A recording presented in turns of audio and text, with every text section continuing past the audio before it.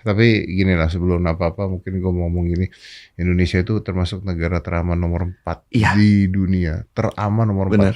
Jadi bayangkan kalau terjadi perang dunia, benar-benar Iya, perang dunia, kita akan kedatangan banyak sekali pengunjung di sini ya. iya, benar. Benar. Emang gue tuh beberapa kali lihat kayak list 5 negara teraman kalau perang dunia 3, 10 negara. Indonesia pasti ada. Indonesia Selalu pasti ada. ada, selalu aman. Iya. Jadi kalau misalnya matinya belakangan gitu Hmm. kan. Tapi bro, oke, gue tuh mempelajari sejarah-sejarahnya tentang Amerika, Israel, Mm-mm. juga Iran sama Irak waktu Iya. itu, ya kan. Bahkan Irak waktu itu, Irak tuh sempat dibantu Amerika kan. Iya, Irak sempat dibantu Amerika, sempat. tapi akhirnya diambil juga Iya. kan, ya kan. Mm-mm. Bahkan nuklir aja, sejarahnya nuklir di Iran itu kalau nggak salah awalnya dibantu sama Amerika juga. Iya, Amerika Israel terlibat di situ. Terlibat untuk bangunan nuklir di sana kan? Nuklir itu kan mulai dikembangin di Iran itu tahun 1970. Betul. Itu masih Masih erat banget. erat banget Iya. tuh. Jadi sebenarnya Karena kalau ngomongin nuklir, mereka juga yang ngembang, Amerika juga yang ngembangin di sana. Kan waktu itu masih rezim Pahlavi kan, Betul, masih dinasti itu. betul, Baru betul. berubah tuh di tahun 1979 setelah revolusi Islam Iran. Iya. Itu baru ada supreme leader yang gitu-gitu tuh, yang ayatollah itu naik. Di situ jadi anti Amerika, jadi anti Israel. Nah, barulah Amerika dan Israel, ini bahaya nih nuklir Iran nih, Iya, jadi begitu. padahal kan ente juga yang buat pada saat itu kan. Itu banyak orang nggak tahu tuh kalau Amerika juga yang buat pada saat itu. Iya. Tapi oke, gini lah.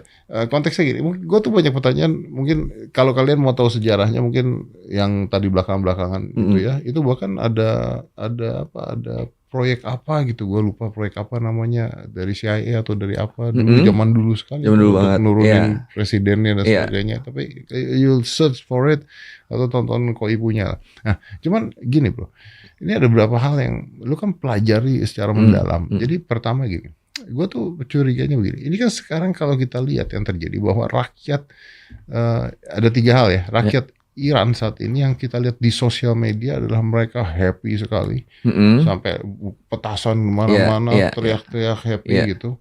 Apakah itu hanya yang kita disuguhkan di media sosial, atau memang keadaannya saat ini mereka happy ketika Ali Khomeini-nya meninggal atau gugur dalam perang? Sikap mereka tuh kebagi 2. Yang sedih ada, yang happy ada. Saya tidak lihat di sosial media sedih. Ada.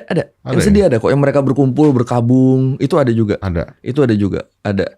Cuma kayak di hari pertama setelah pengumuman Khomeini meninggal, itu naik, cuma nggak terlalu tuh. Terus sekarang yang di up-nya kan mulai yang seneng-seneng ya kan. Iya, betul. Dan sebenarnya kan ini kan lanjutan dari yang 2 bulan lalu yang mereka kan sempat demo besar yang sampai aparatnya juga ngantemin pendemo, terus matiin listrik, matiin internet berapa hari. Itu kan emang di situ kan rakyat tuh udah gedek banget sama pemerintahan yang sekarang tuh.